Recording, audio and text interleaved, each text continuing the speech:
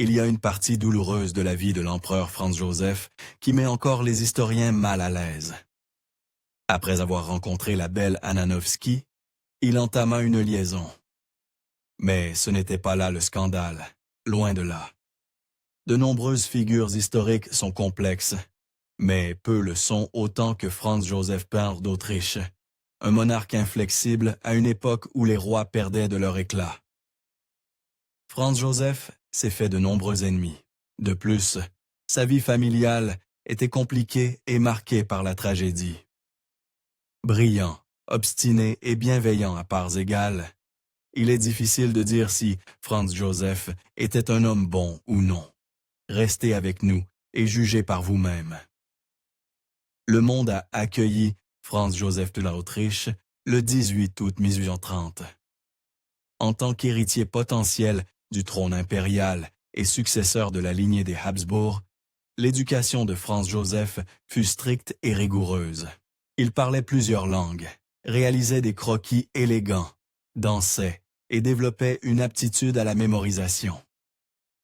L'oncle de Franz Joseph, l'empereur Ferdinand Weyer, était un homme bienveillant, mais jugé trop faible pour les temps tumultueux.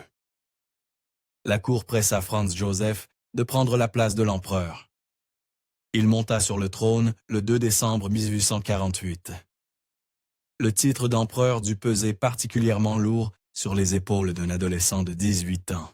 Dans les jours suivant son accession, Franz Joseph passa de nombreuses nuits blanches à se pencher sur les affaires de l'État. Le nouvel empereur devait faire face au soulèvement qui secouait l'Empire. Ayant grandi dans la croyance que la royauté était un droit divin, Franz Joseph n'était guère intéressé à accorder une constitution qui donnerait du pouvoir à son peuple, ce qui aurait pu apaiser certaines régions agitées de l'Empire. Au lieu de cela, sa version d'une constitution renforçait encore le pouvoir du monarque, en l'occurrence lui-même. La colère grondait parmi ses sujets, et son emprise sur les territoires qu'il gouvernait devenait encore plus instable. La Hongrie, en particulier, était furieuse, et l'empereur allait bientôt sentir la colère du peuple hongrois. Pourquoi la Hongrie était-elle si indignée? Le prédécesseur de Franz Joseph avait accordé au royaume de Hongrie de nombreux droits civils et politiques. Franz Joseph avait des réserves sur ces nouveaux droits et les supprima rapidement. Refusant de céder, les Hongrois exigèrent leur indépendance. En réponse, Franz Joseph tourna toute la puissance de son empire contre la Hongrie. Au début, les combats se déroulèrent relativement bien pour Franz Joseph.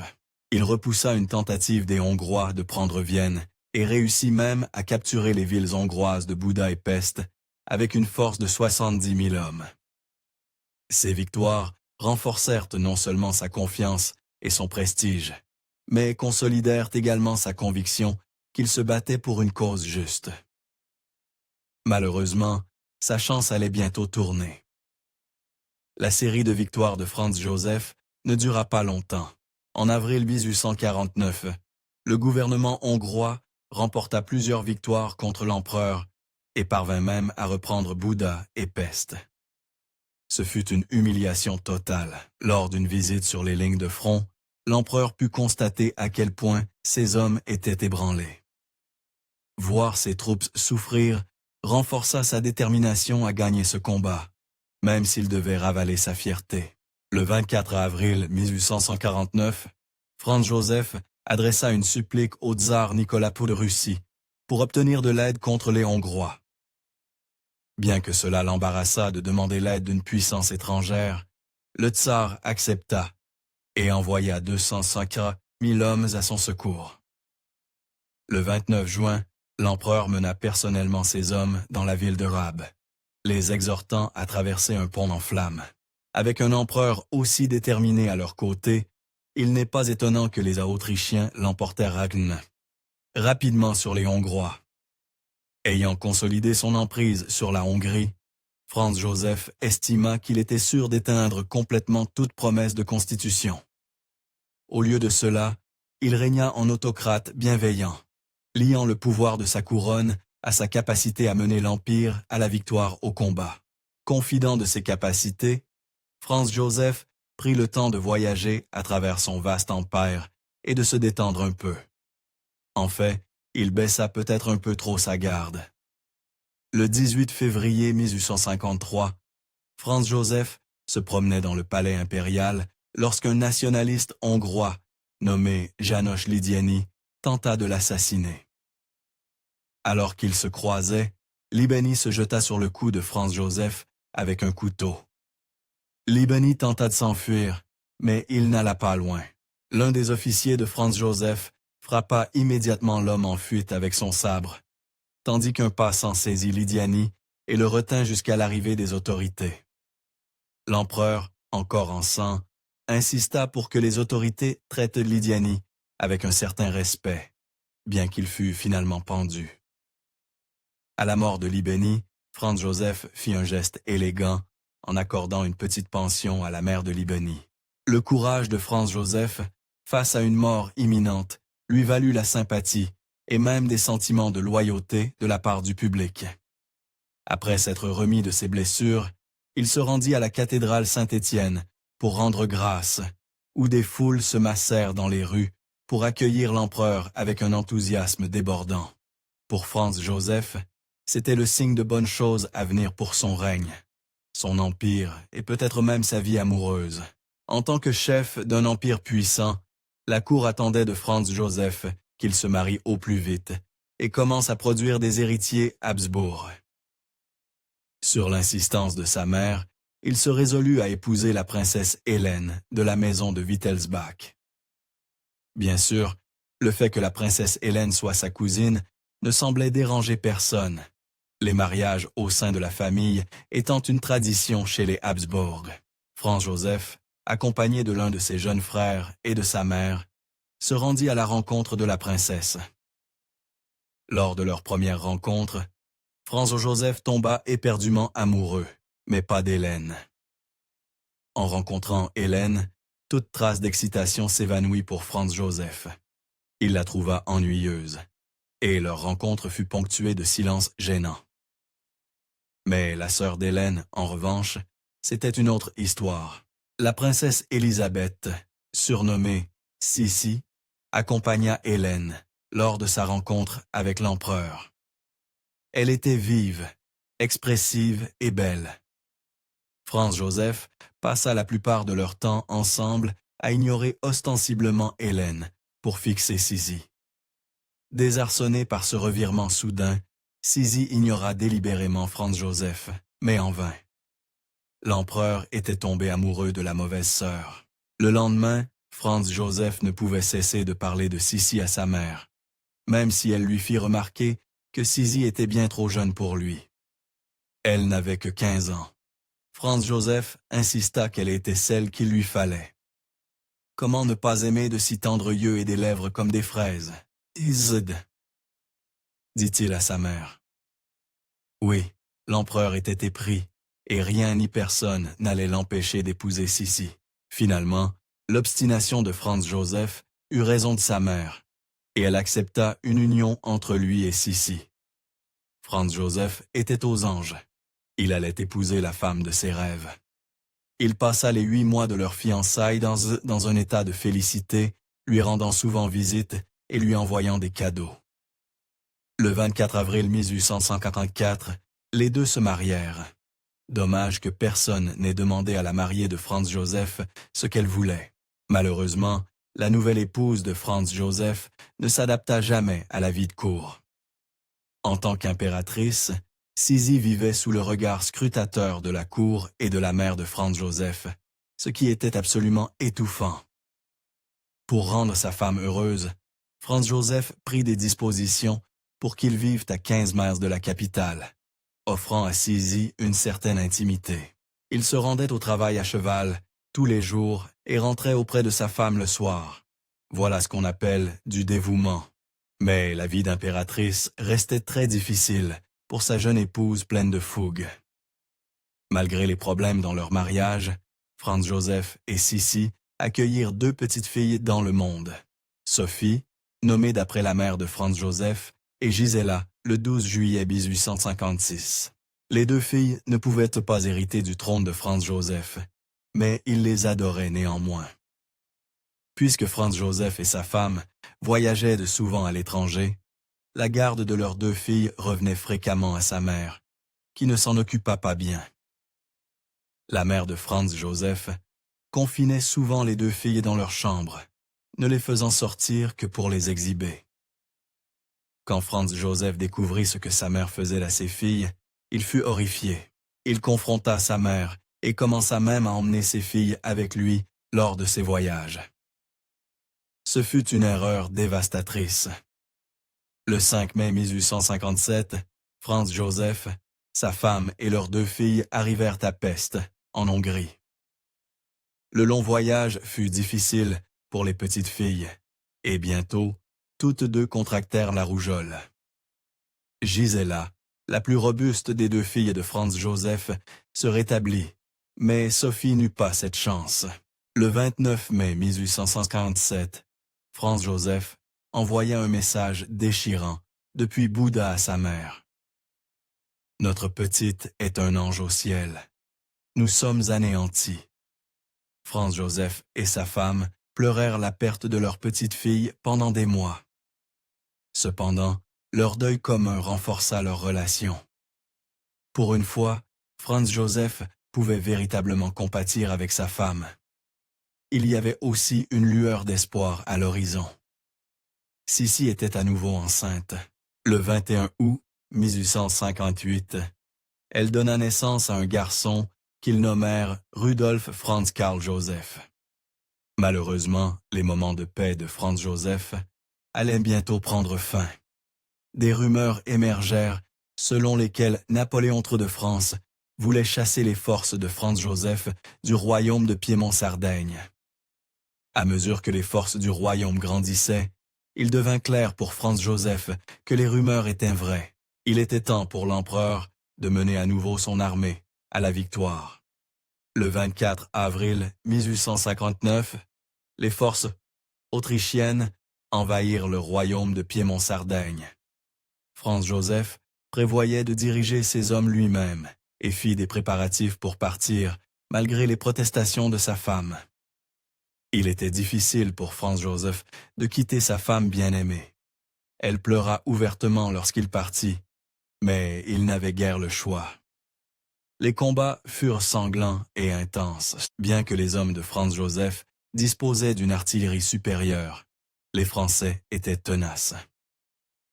Franz Joseph écrivit à Sissi au sujet de la confusion des batailles et du carnage écœurant sur le champ de bataille.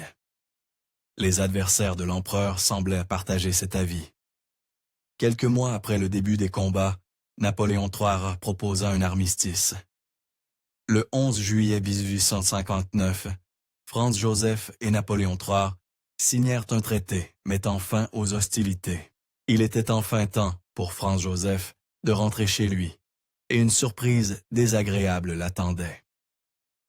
Franz Joseph revint à Vienne, mais ce ne fut pas sous les acclamations et les célébrations.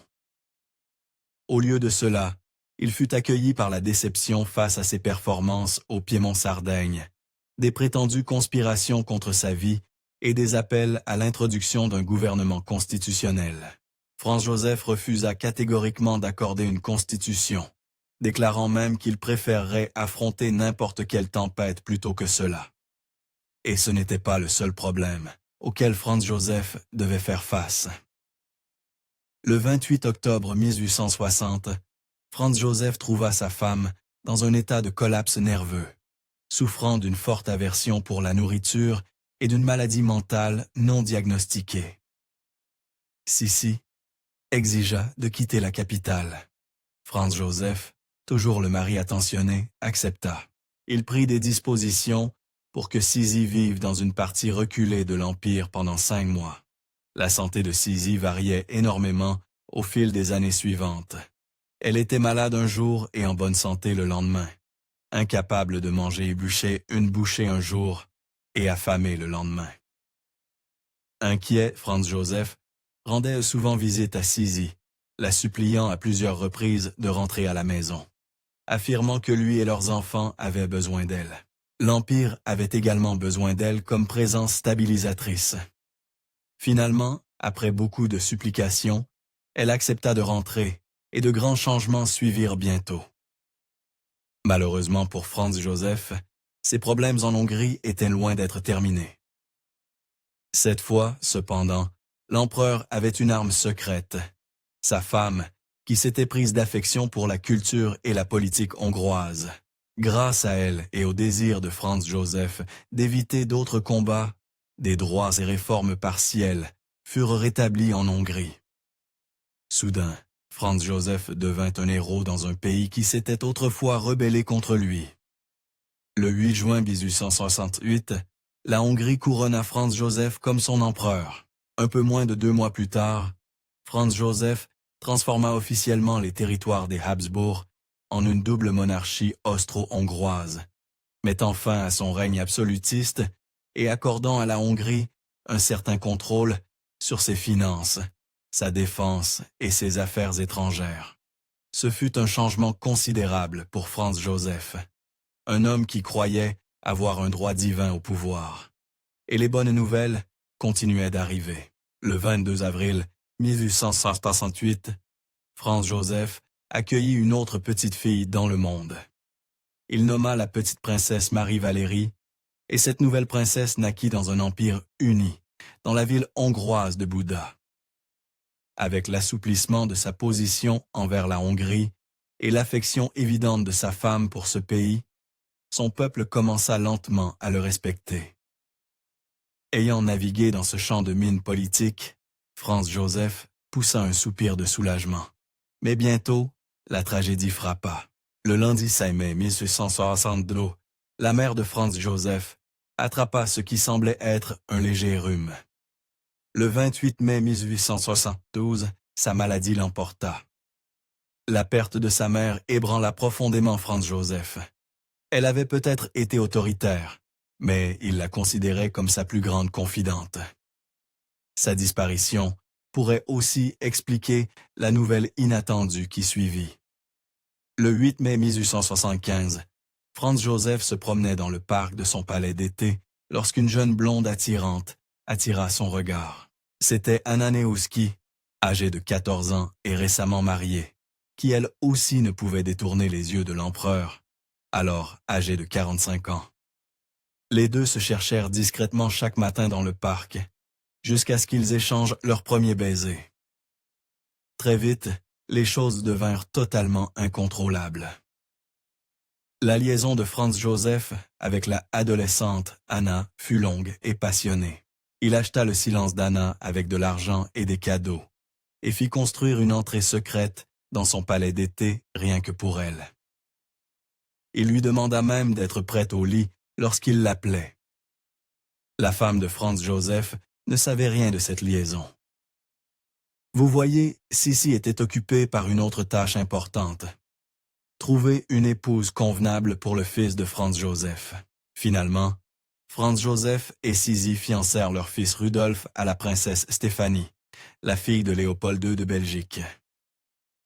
Bien que le fils de Franz Joseph épousât consciencieusement la jeune princesse en 1841, il était clair qu'il s'éloignait de son père.